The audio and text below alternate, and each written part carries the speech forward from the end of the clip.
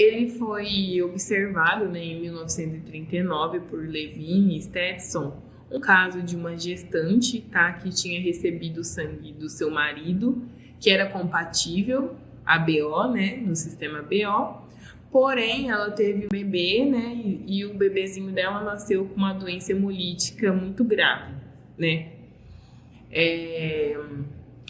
Um ano depois, em 1940, o Landesteiner e o Wiener fizeram testes de aglutinação com o sangue do macaco rhesus e o sangue do coelho, e eles observavam que 85% desses testes apresentavam reatividade positiva, né? Ou seja, apresentavam aglutinação.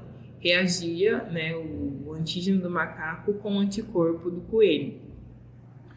E então eles foram ver se tinha alguma relação com esse caso, né, de 1939, porque o anticorpo, né, anti-RH, ele reagiu aqui com as hemácias do macaco e ele também reagia com o antígeno presente ali, né, nesse caso da gestação.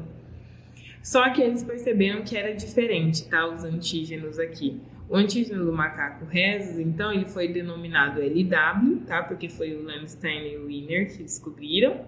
E o antígeno presente ali na gestação, ali no caso da gestação, foi denominado RH, tá? Em humanos.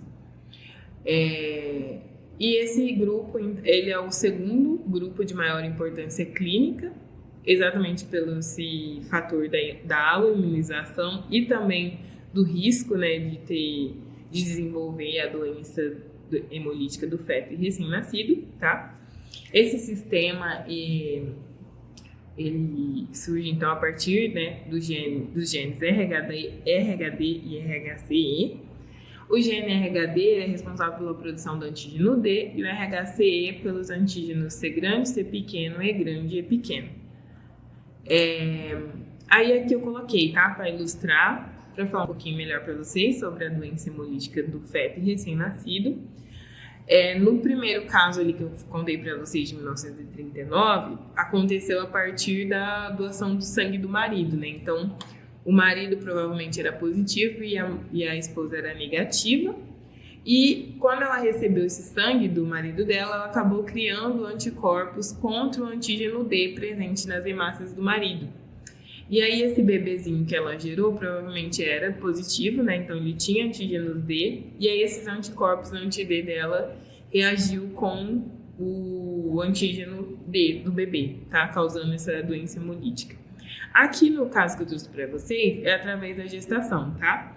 Então, na primeira gestação, a mulher é negativa, né? E o seu marido positivo, e o bebezinho, então, ele vem com o antígeno D, né? Ele vem positivo. E aí, durante a gestação ou durante o parto, né, o sangue da mãe entra em contato com o bebê, e aí a mãe acaba sendo sensibilizada, a gente fala, né, que é criando anticorpos contra esse antígeno D, né? E aí, numa segunda gestação, esse bebezinho, se for positivo, a mãe, como já tem anticorpos, né, contra o antígeno D, esse anticorpo acaba reagindo com o antígeno D, causando então essa doença hemolítica do feto recém-nascido, que pode ser fatal, né? Pode levar o bebezinho até a óbito. Aqui eu coloquei também, né, o doador, né, versus receptor, uma ilustração para vocês entenderem que todo o doador negativo, né, para o fator RH pode estar doando então para um fator positivo, só que o contrário não pode ocorrer, porque quando o positivo doa para o negativo, ele pode estar sensibilizando, né, esse paciente, ele pode estar formando anticorpos, né, e aí isso daí mais tarde pode provocar reações hemolíticas, né, pode ter reações transfusionais graves. Outros sistemas, tá, para vocês, mostrando aqui o sistema KELL. Ele foi descrito em 1946, após um caso de aloimunização também do bebezinho, tá? Então, a importância clínica dele também é ligado nessa doença hemolítica do recém-nascido. O gene responsável pela produção desse grupo sanguíneo é o gene KELL, E esse gene, né, ele pode formar 38 antígenos diferentes, sendo os mais importantes o K grande e o K pequeno. O sistema Duff, ele foi descrito em 1950, após ser encontrado anticorpos em pacientes com hemofilia e com histórico de várias transfusões. O gene responsável pela produção desse grupo é o FY e ele é mais frequente em negros do que caucasianos. 5 antígenos, então, são formados aqui a partir desse gene.